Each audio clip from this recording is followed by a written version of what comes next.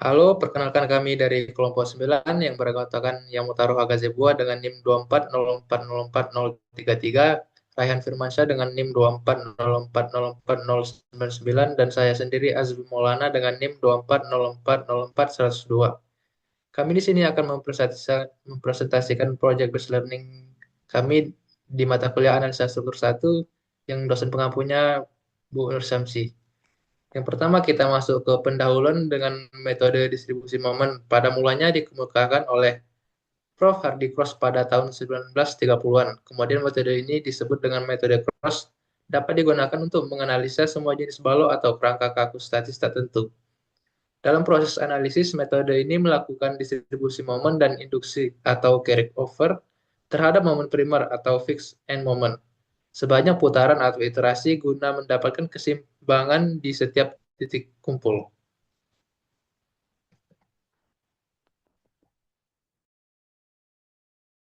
Kekakuan batang menyatakan kemampuan bahan untuk menerima tegangan atau beban tanpa mengakibatkan terjadinya perubahan bentuk atau deformasi atau juga bisa disebut dengan defleksi. Untuk balok ujung-ujung sendi jepit menggunakan rumus K sama dengan 4 EI per L. Untuk balok ujung-ujung sendi atau roll menggunakan rumus K sama dengan 3 EI per L. Kekakuan titik tumpul merupakan penjumlahan dari masing-masing kekakuan tiap batang. Faktor distribusi. Faktor distribusi atau FD adalah perbandingan kekakuan batang dengan kekakuan batang total di titik simpul sigma K.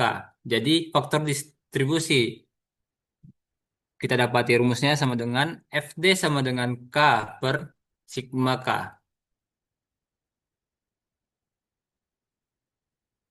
Carry over factor adalah secara umum dapat dinyatakan bahwa balok-balok pada ujung jepit mempunyai faktor pemindahan CO yang sebesar setengah.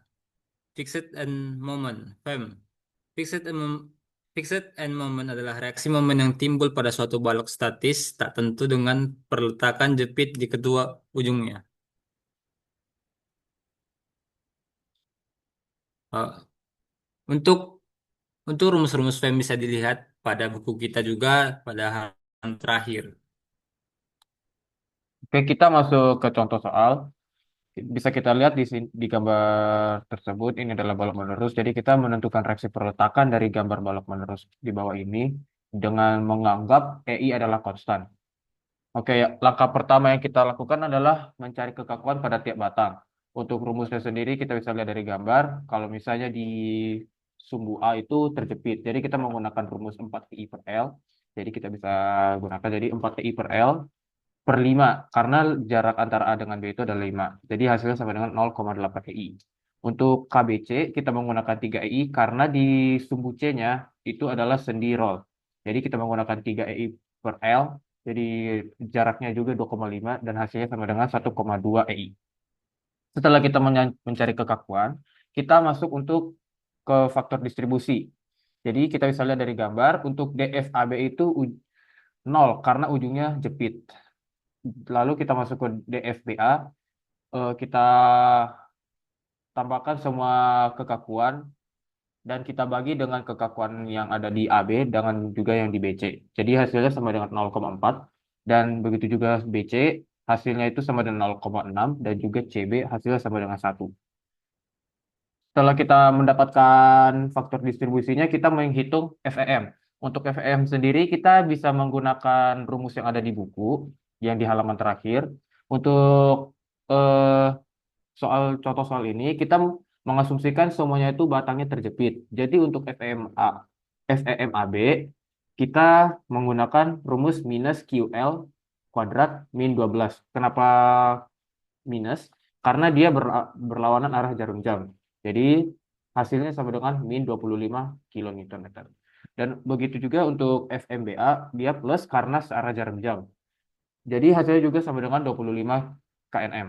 Dan untuk FEMBC itu kita jawabnya itu hasilnya nol karena di B sama C itu tidak ada terjadinya nggak ada tekanan. Jadi setelah kita menemukan semuanya, kita masuk ke table cross dengan dan kita distribusikan hingga mendekati nol.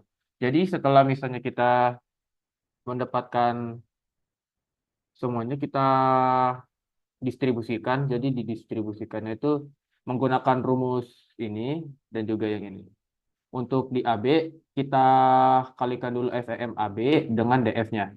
Dan untuk misalnya di B sama C, di C juga sama menggunakan rumus yang ini. Tetapi kalau misalnya untuk yang B, kita menggunakan rumus FMBA tambah BC. Jadi kita tambahkan yang bagian sini dengan sini, lalu kita kalikan dengan DF di tiap-tiap baloknya. Misalnya untuk BA, kita kalikan dengan DF BA. Kalau misalnya untuk BC, kita kalikan dengan ini. Lalu kita ke setelah kita distribusikan, kita crossover.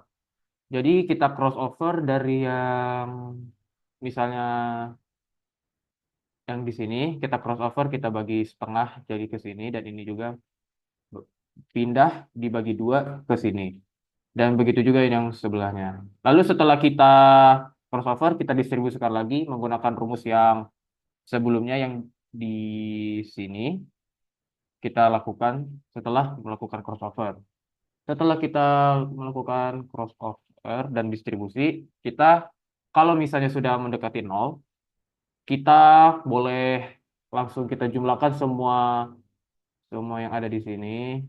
Tapi kita menjumlahkannya itu dimulai dari FEM-nya saja, dari FEM ini saja. Dan hasilnya kita bisa ketemu min 30, 15, min 15 sama nol.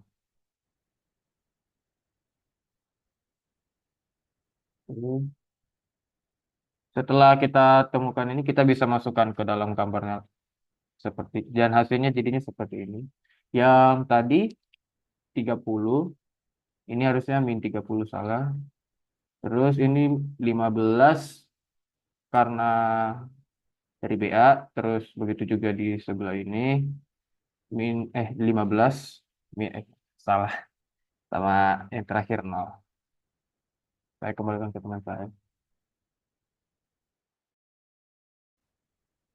Baik, itu saja yang bisa kelompok kami sampaikan untuk metode cross ini. Terima kasih.